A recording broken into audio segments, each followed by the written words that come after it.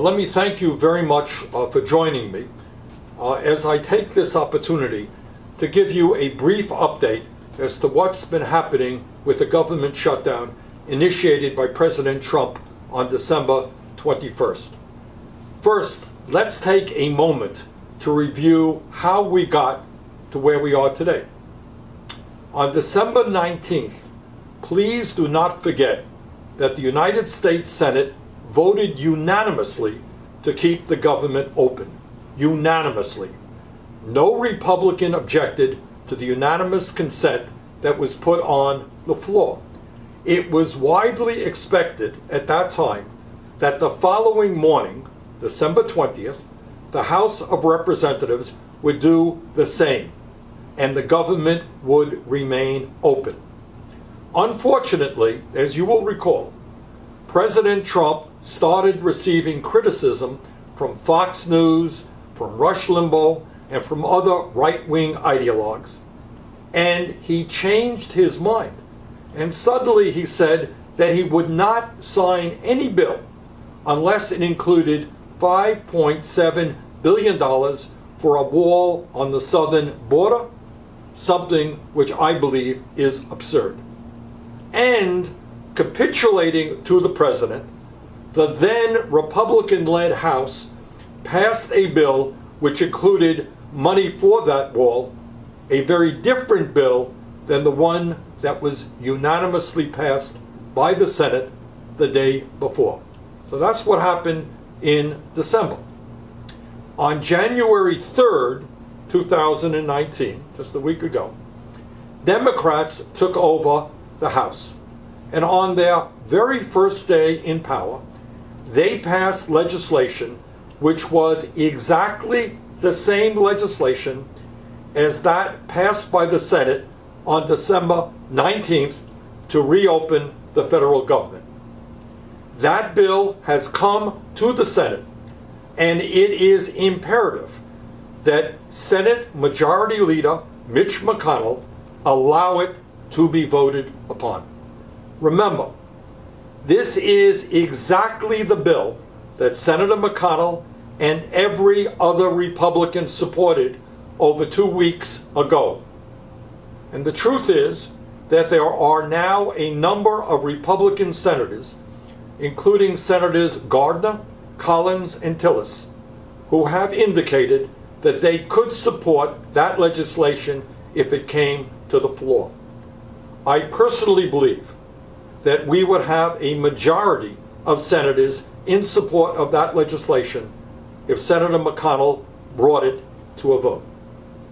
So I say to Senate Leader Mitch McConnell, allow the United States Senate to vote on the bill passed in the House, the same bill that every Republican supported 2 weeks ago.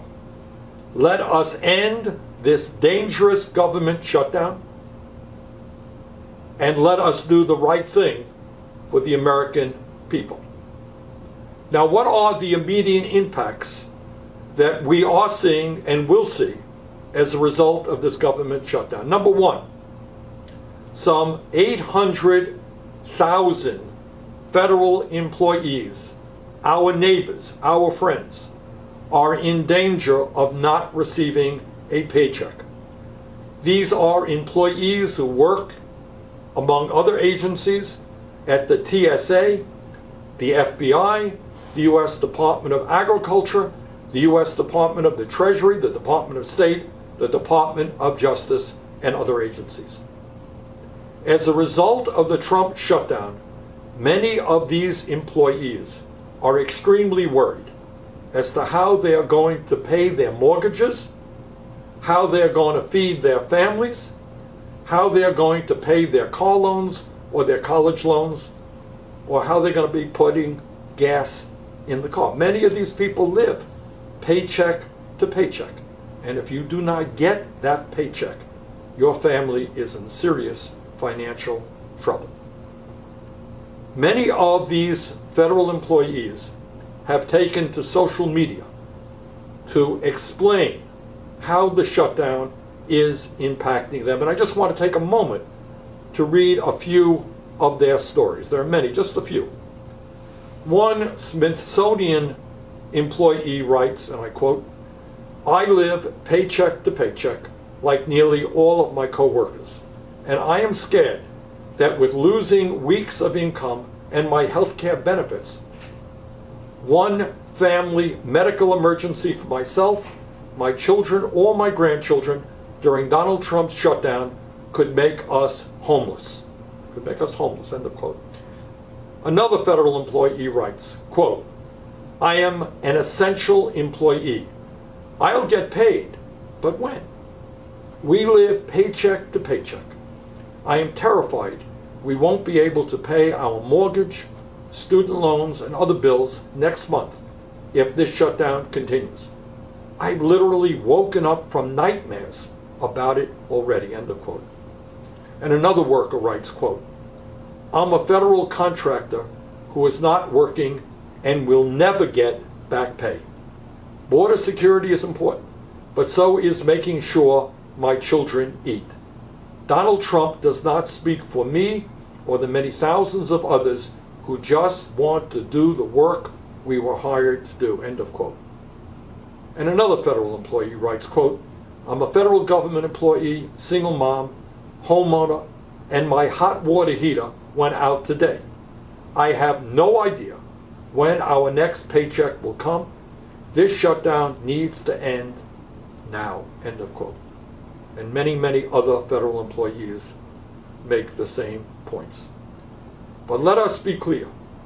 It is not just federal employees who are going to be hurt because of this shutdown. Many millions of Americans, including some of our most vulnerable citizens, will be severely impacted. This is some of what could happen if the shutdown lasts much longer. Many Americans are looking forward to receiving their tax refund, which under normal circumstances could occur as early as February.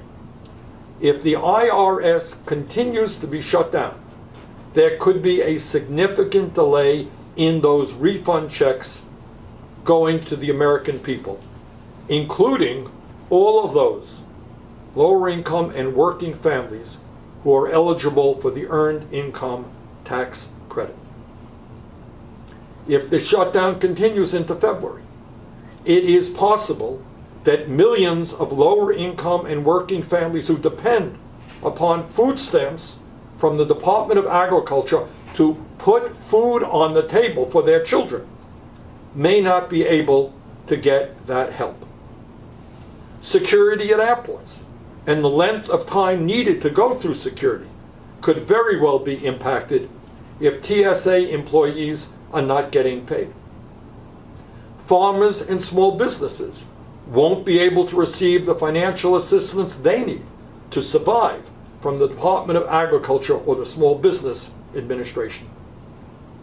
If the Federal Housing Administration, which is also shut down, is unable to process applications for potential homeowners, many Americans will not be able to get the homes they need.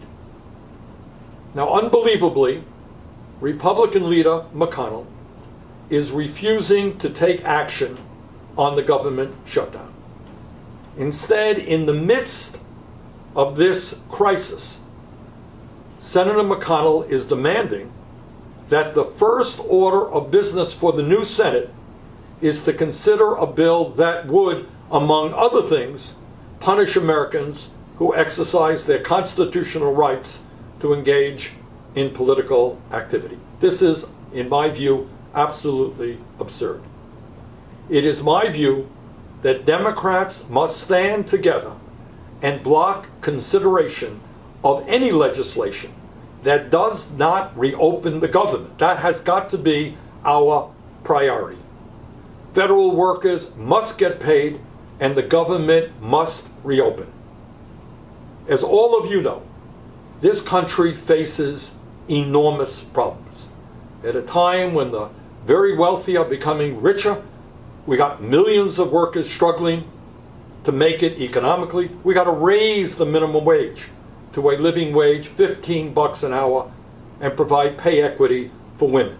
We have to address the healthcare crisis and move to a Medicare for all system guaranteeing healthcare to everyone. All of you are aware of the recent reports about the incredible damage that climate change is doing to this country and to the world. We have to transform our energy system away from fossil fuel to energy efficiency and sustainable energy. We have to deal with education, from childcare to higher education.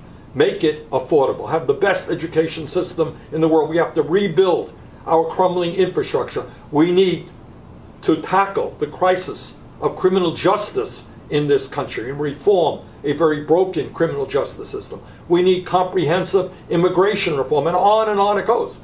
There are enormous issues that must be dealt with, and that's what the U.S. Senate and the House have got to begin doing. So I say to Senator McConnell, let us end this government shutdown, bring the House legislation before the Senate, let us vote for us. The American people want to end the shutdown. They want us to get about doing the business of the working families of this country. Let us have the vote, let us pass it, let us demand that Trump signs us, and let us do what the American people want us to do. Thank you very much.